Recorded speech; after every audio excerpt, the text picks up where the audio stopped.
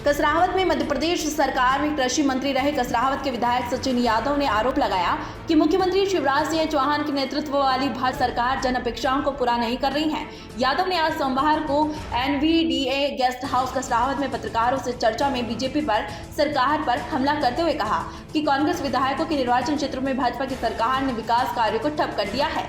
कसरावत विधानसभा क्षेत्र में भी भाजपा सरकार ने स्वीकृत विकास कार्य को ठप कर दिया है। इन्हें पूरा कराने के लिए वे लगातार संघर्षरत हूँ। विधायक सचिन यादव ने पत्रकारों को बताया कि कृषि मंत्री रहते हुए मैंने कसरावत में 2,91,21,145 रुपए की लागत से एक कौशल विकास केंद्र की स्वीकृति प्रदान की थी, जिसका शिलान्यास और भूमि पूजन भी किया गया था। अब भाजपा की सरकार ने किसानों की बेरोजगार युवा संतानों की रोजगारोन्मुखी प्रशिक्षण के लिए स्थापित किए जा रहे इस कौशल विकास केंद्र की स्थापना को ठंडे बस्ते में डाल दिया है। मैंने नवीन कृषि महाविद्यालय की स्थापना के लिए प्रयास किए थे। स्वीकृति की कार्यवाही अंतिम चरण में थी। कांग्रेस की सरकार को गिराकर भाजपा की सरकार ने सत्तारूढ़ होने के बाद इस मंजूरी की कार्यवाही को ठंडे बस्ते में डाल दिया है। ये कृषि महाविद्यालय निर्माण का पहला खुलने वाला कृषि महाविद्यालय था। विधायक सचिन यादव ने बताया कि भाजपा की सरकार स्वास्थ्य सेवाओं के विकास और विस्तार के साथ ही ग्रामीणों को सुरक्षा व्यवस्था मुहैया कराने के लिए भी गंभीर नहीं है।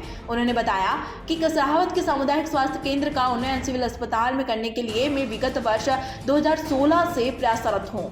इस अस्पताल में रिक्त चिकित्सकों और अन्य स्टाफ के पदों की पूर्ति और स्वास्थ्य सुविधाओं को विस्तार के लिए गंभीरतापूर्वक प्रयास कर रहा हूं, लेकिन सरकार कोई भी कार्रवाई करने के लिए उत्सुक नजर नहीं आती है। धनाभाव बताकर सारी कार्रवाई को ठप कर रखा है। विधायक सचिन यादव ने यह भी बताया कि मेरे पिता स्वर्गीय सुभाष यादव ने उप मुख्यमंत्री बनने के बाद नर्मदा घाटी विकास विभाग के मंत्री रहते हुए कसरावत के बीड़िया मार्ग का निर्माण 1993 से 94 में स्वीकृत कर तत्कालीन समय में 5 करोड़ की लागत से इसका निर्माण कराया था। इसके बाद इसकी मरम्मत तक नहीं हुई। आज यह मार्ग जर्जर हो चुका है। यादव ने आगामी 19 तारीख को होने वाली विशाल चुनरी यात्रा में क्षेत्रवासियों से बड़ी संख्या में शामिल होने का आह्वान किया है।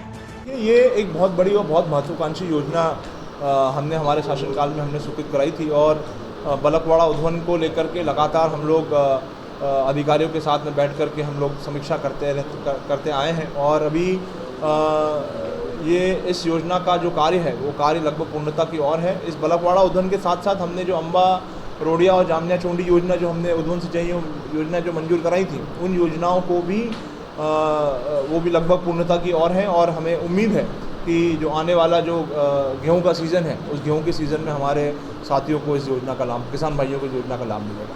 पूरे देश में बढ़ती महंगाई के ऊपर आप क्या? देखिए, सरकार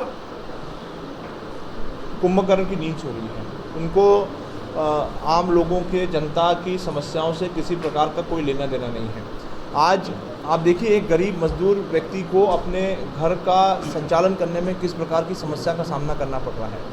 आज खाद्यान्न की आप कीमतें देखें, अगर तेल की आप कीमत देखें, चाहे अनाज की आप कीमत देखें, दालों की आप कीमत देखें, रसोई गैस की आप कीमत देखें, पेट्रोल डीजल की आप कीमतें देखें, हर चीज़ के दाम जो है लगातार आसमान छू रहे हैं। लेकिन सरकार जनता को राहत कैसे मिले, महंगाई से राहत कैसे मिले। आज आज़ादी के बाद महंगाई का जो दर है, जो सूचकांक है, वो आज सबसे उच्च स्तर पर पहुंच गया है। लेकिन सरकार किसी प्रकार से लोगों को राहत मिले इस दिशा में कोई भी कदम सरकार के द्वारा उठता हुआ दिखाई नहीं दे रहा है।